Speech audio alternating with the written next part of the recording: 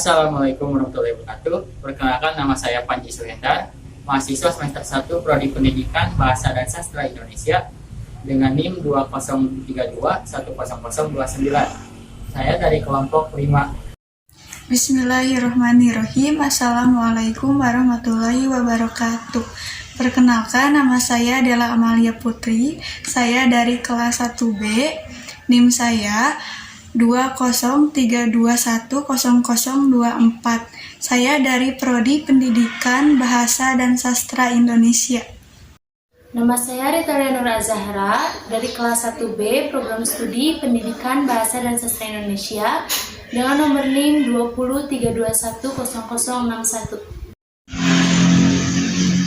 Kami dari kelompok 5 Akan memenuhi tugas akhir semester 1 dari mata kuliah Pengantar Teknologi Informasi tentang multimedia yang akan membahas buku teori kesusastraan. Simak video berikut. Sastra adalah suatu kegiatan kreatif sebuah karya seni, sedangkan teori sastra, kritik sastra, dan sejarah sastra merupakan cabang ilmu sastra. Sedangkan studi sastra adalah cabang ilmu pengetahuan. Selanjutnya ada sifat-sifat sastra. Sastra disebut sebagai karya imajinatif karena mengandung nilai estetis. Perbedaan bahasa sastra, bahasa sehari-hari, dan bahasa ilmiah. Yang pertama ada bahasa sastra, penuh asosiasi, mengacu ungkapan atau karya yang diciptakan sebelumnya. Yang dipentingkan dalam bahasa sastra adalah tanda, simbolisme, suara, dan kata-kata. Yang kedua ada bahasa sehari-hari, memiliki fungsi ekspresif, penuh konsep yang irasional, dan mengalami perubahan konteks sesuai dengan perkembangan sejarah bahasa.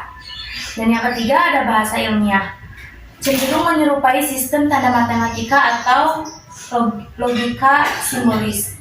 Dan yang terakhir ada fungsi sastra. Sastra dapat berfungsi sebagai hiburan serta kebenaran.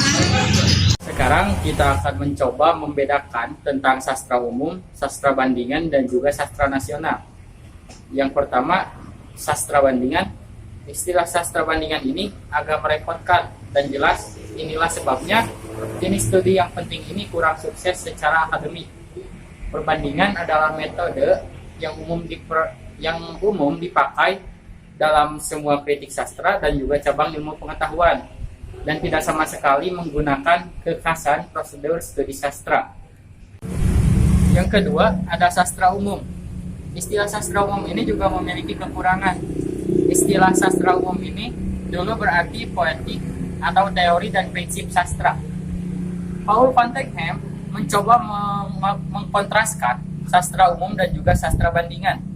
Menurut pendapatnya, sastra umum mempelajari gerakan dan aliran sastra yang melampaui nasional, sedangkan sastra bandingan mempelajari dua kesusastraan atau lebih.